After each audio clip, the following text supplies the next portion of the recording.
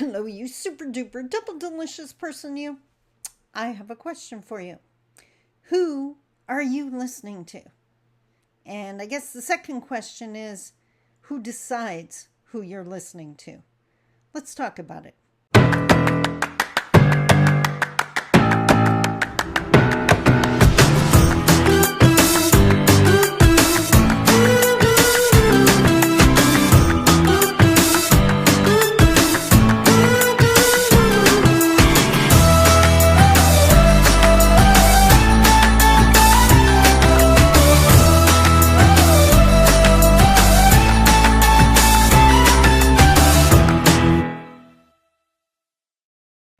Bonjour, Mishko Pognon, Quain Addition Cosmung Dodem.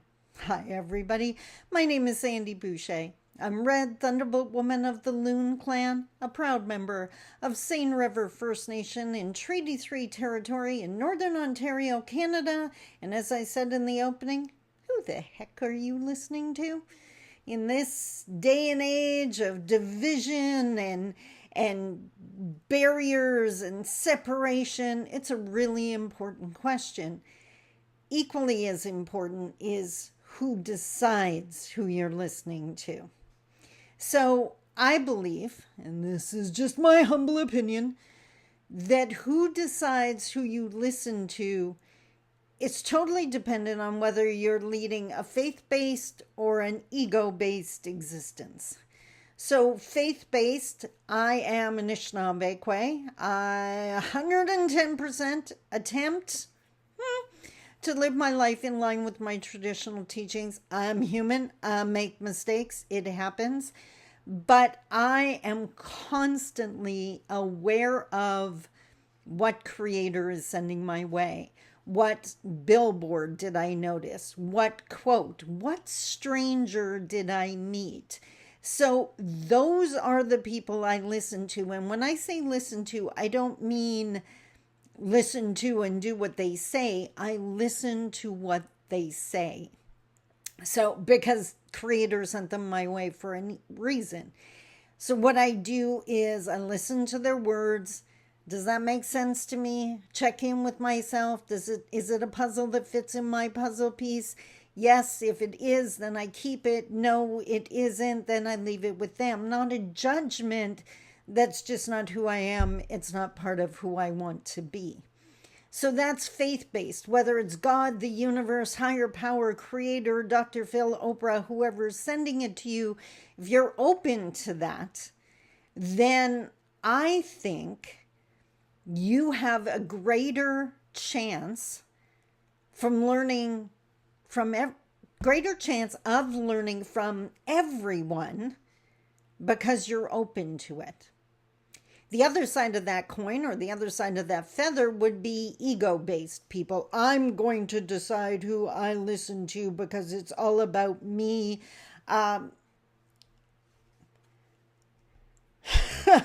I see the problem with that, or the challenge with that, is we all come with baggage, and we all have stories we tell ourselves, and those stories can be incredibly limited. So for example, I wrote it on my handy dandy index card. I know many women in business, talking about entrepreneurs here, that only listen to other women or women speakers or women in business.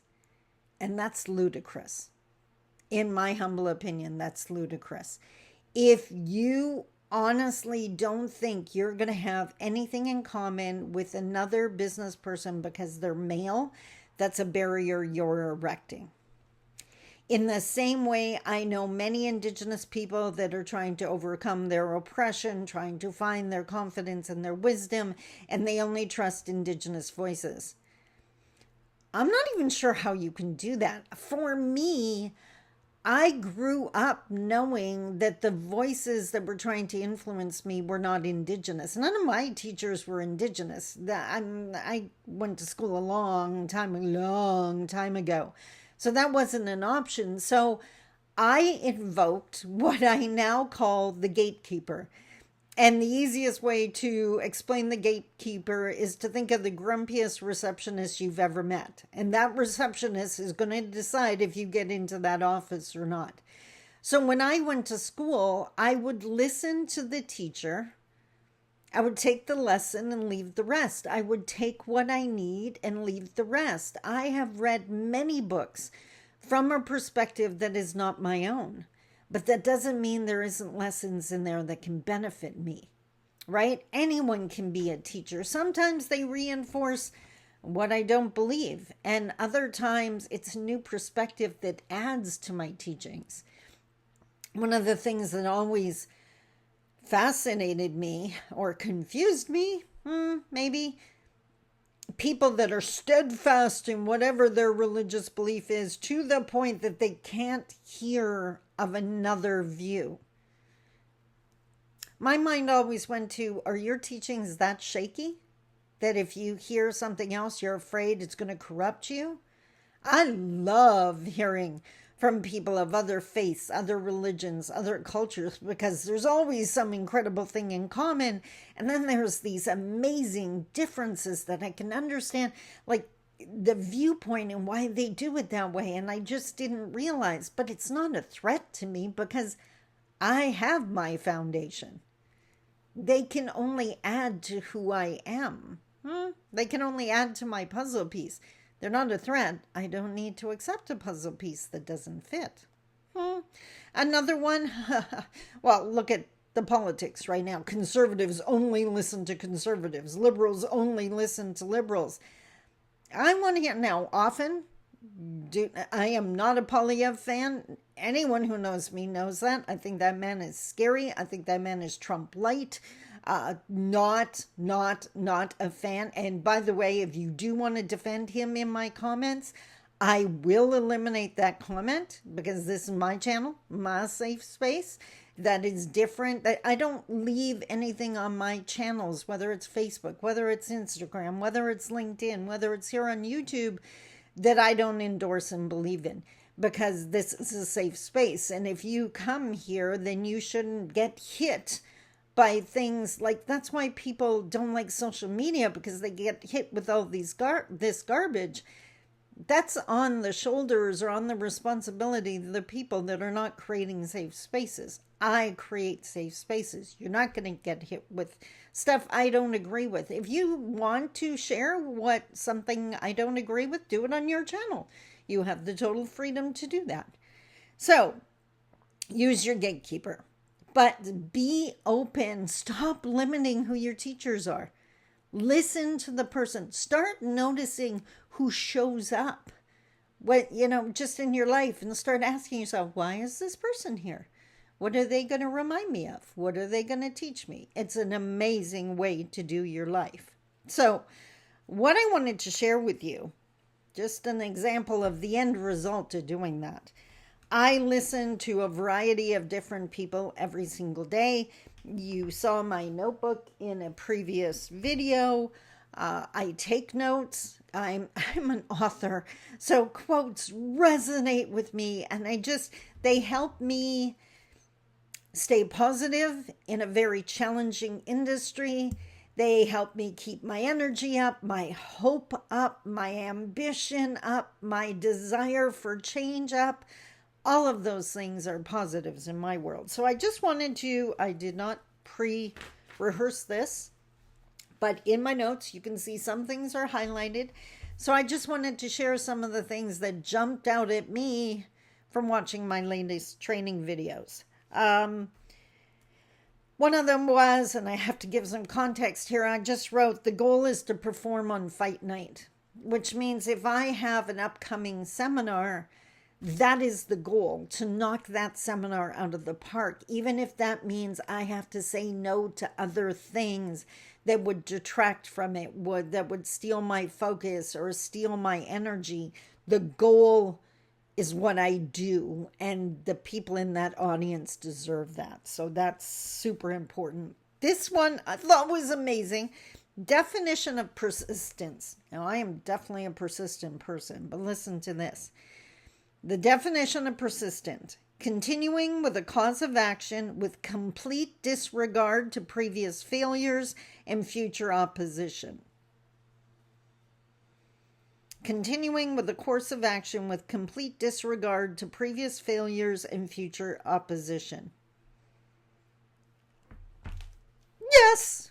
Love it. Love. And a really good reminder in there too. Now, this is who? Michael Chandler. I was Ed Milet. I know, you're shocked.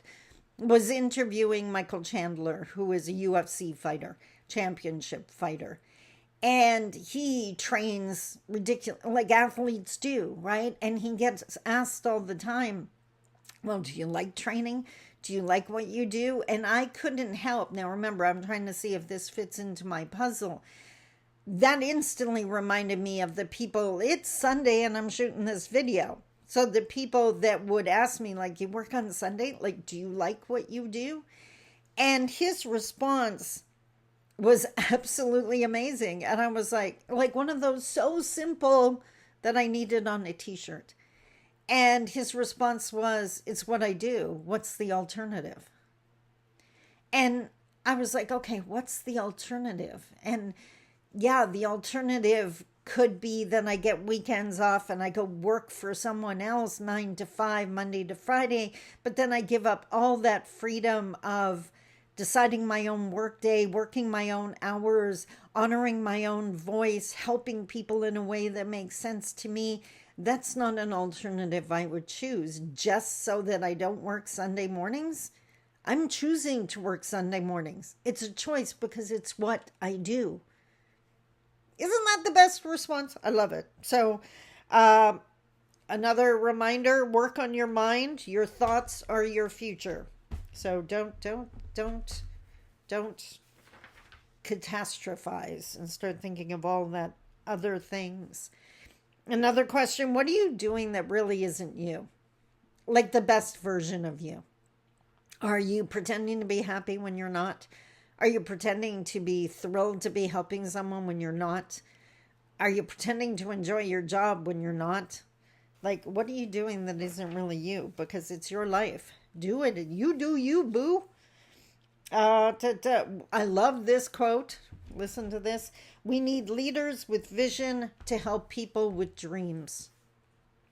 We need leaders with vision to help people with dreams. Amazing.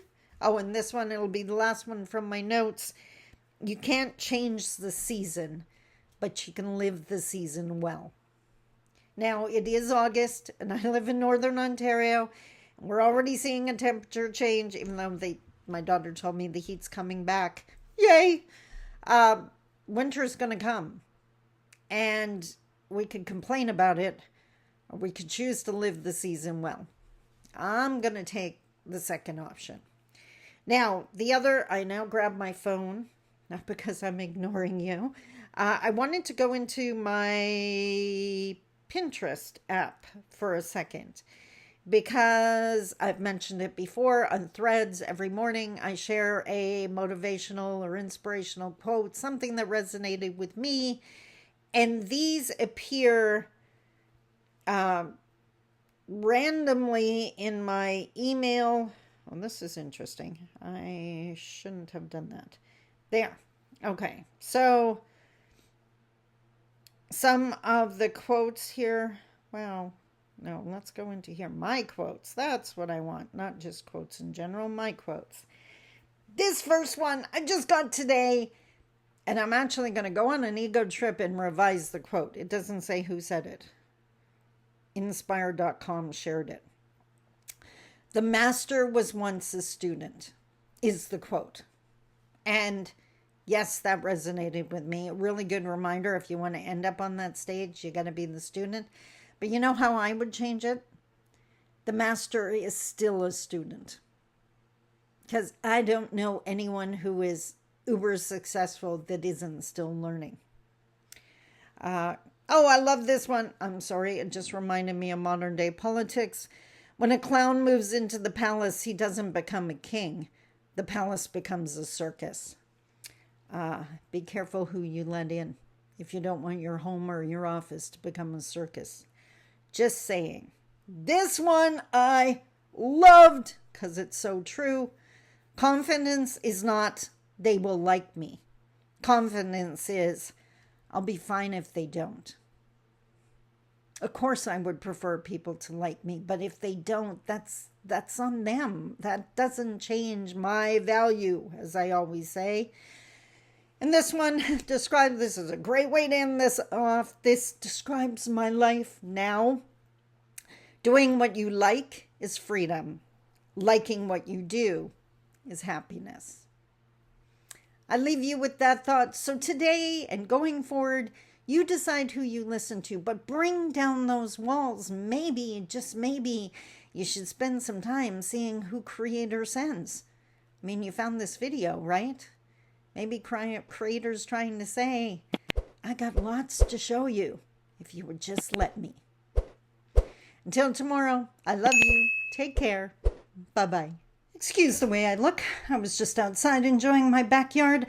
But a little while ago, I shared how my son was now starting on his entrepreneurial journey.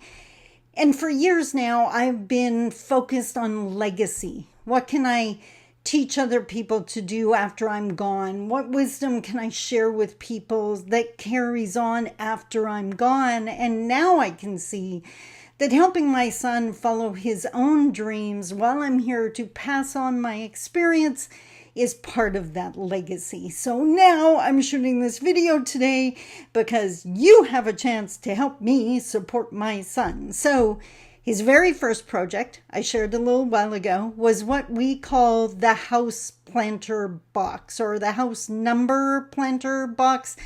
What would you call it? It has house numbers on it, but it's a planter. So now I want to show you what it looks like in real life.